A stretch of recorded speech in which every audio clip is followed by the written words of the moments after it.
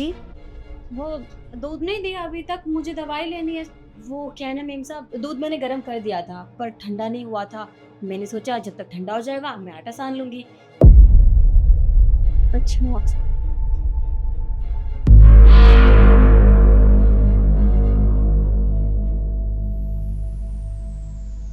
और तू यहाँ क्या कर रहा है?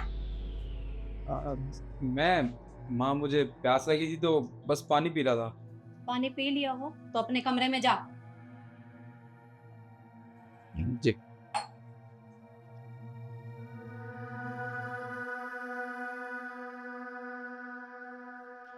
आप चलिए ना, मैं आपके लिए दूध लेकर आती हूँ।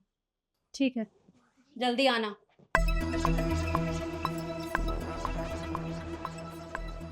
जल्दी आना।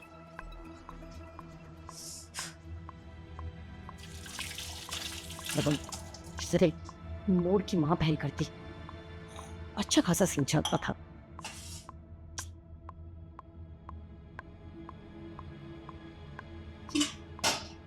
जी बुढ़िया भी ना कबाब में हट्टी है, लेकिन अब कैसे? बस इलाज है ना, ये नींद की गोली खिला दो बस, ये करेगी कमाल।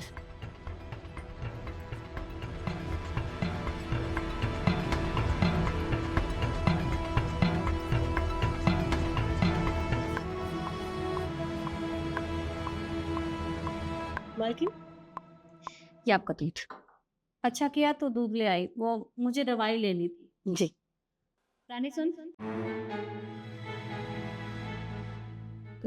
जी मालकिन बोलिए। एक बात बता, क्या निखिल तुझे परेशान कर रहा? नहीं तो साहब मुझे क्यों परेशान करेंगे?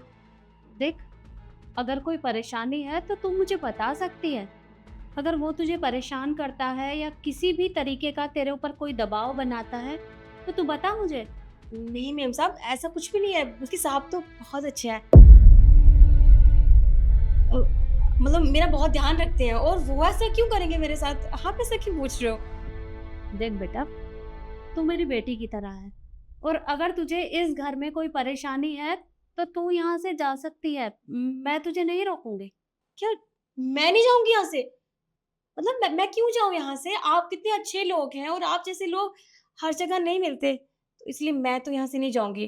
और देखिए मेम साहब, अगर ऐसा कुछ अगर होता भी है तो मैं आपको बता दूंगी। ठीक है, तू जा अपना काम कर। आप ये दूध पी लीजिएगा याद से। हाँ।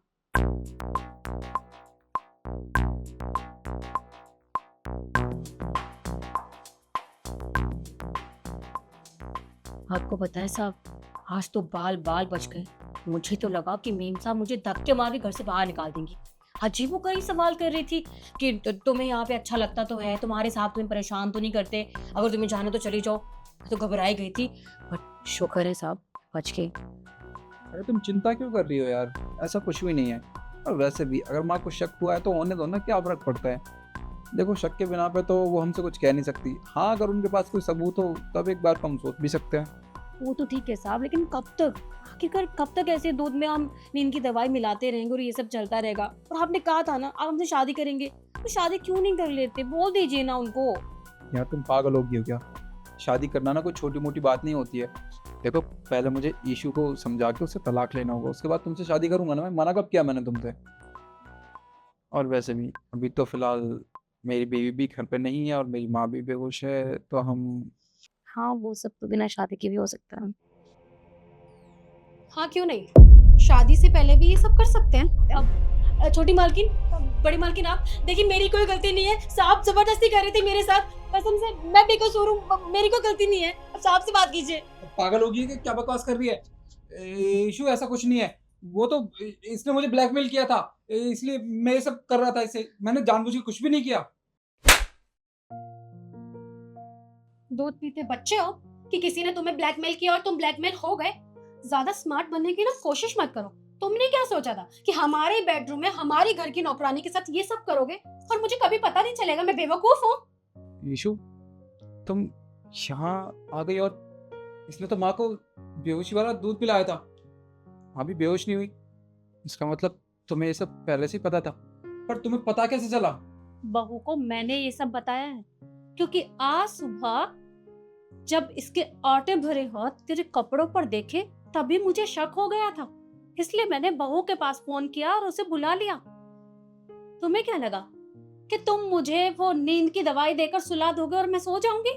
आज मैंने वो दूध पिया ही नहीं था, क्योंकि तुम्हें रंगे हाथों जो पकड़ना था। अरे निकाल तो मैं इसे उसी वक्त देती, लेकिन मुझे बहू को तेरी सच्चाई दिखानी थी, क्योंकि ये तो अंधी होकर तेरे ऊपर भरोसा करती है ना, प्यार जो तुझसे करती है। तुझे लगा कि तेरी माँ तेरा साथ देगी? अरे नहीं, अरे तुझे शर्म आनी चाहिए। इतनी सुंदर पत्नी है तेरी, इतने लाड़ चाव से मैंने तेरी शादी की थी, पर तू अपने ही घर की नौकरानी के साथ मुंह काला कर रहा है। देखिए, आखिर क्या कमी रह गई थी मेरे प्यार में? मैं तुमसे इतना प्यार करती थी, तुम पे इतना भरोसा करती थी और सोचती थी कि तुम भी मुझसे उतना ही प्यार करते होगे, लेकिन नहीं, तुमने तो शायद कभी मुझसे प्यार ही नहीं किया। तुम्हें तो घर की नौकरानी से प्यार था। अरे एक बार हमारे बारे में सोचा तो, हमारे प्यार के बारे में, हमारे साथ बिताए हुए पल के बारे में। लेकिन नहीं, तुम जैसा आदमी इन सब चीजों के बारे में क्यों सोचेगा? क्योंकि तुमने कभी किसी से सच्चा प्यार ही नहीं किया। थैंक गॉड तो मम्मी जी का, जो उन्होंने मुझे सब कुछ बता दिया। अगर वो मुझे ना बताती तो तुम्हारा ये असली चेहरा मेरे सामने कभी नहीं आता। अरे वो तुम्हारी माँ है, उसके बाद भी उन्होंने तुम्हारा साथ ना देके मेरा साथ दिया। इशू देखो यार, सबसे गलती होती है और एक गलती तो ऊपर वाला भी माफ कर देता है। देखो, मेरी छोटी सी गलती समझ के माफ कर दो, आज के बाद ऐसा कुछ नहीं करूंगा मैं। गलती माफ कर दो? अगर यही सेम गलती मैं करती तो क्या तुम मुझे माफ करते? तुम्हारी चुप्पी बता रही है कि तुम मुझे माफ नहीं करते, बल्कि धक्के मार के मुझे इस घर से निकालते, मुझे कैरेक्टरलेस बोलते, पर माफ नहीं कर पाते। तो ऐसे ही मैं भी तुम्हें माफ नहीं कर सकती, क्योंकि ये तुम्हारी गलती नहीं, तुमने ये सब कुछ जानबूझ के किया। शादी करनी है ना तुम्हें इससे, करो शादी और रहना खुश। अपने घर जा रही हूँ और डिवोर्स पेपर भेज दूंगी। जा रही हूँ। रुको बहू, तुम यहाँ से कहीं नहीं जाने वाली। जाएगा तो ये यहाँ से। अरे जो इंसान अपनी माँ तक का ना हुआ तो वो तुम्हारा कैसे हो सकता है? अरे इसने एक बार भी मेरी परवाह नहीं की। रोज डेली मैं वो दवाइयाँ खा रही हूँ बिना वजह। इसने अपने मतलब के लिए मुझे तक नहीं छोड़ा, तो मैं इसे माफ नहीं कर सकती।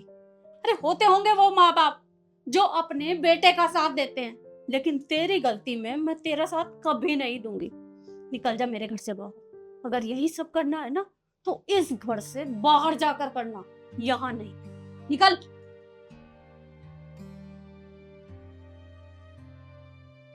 और तू खड़ी होकर देख क्या रही है?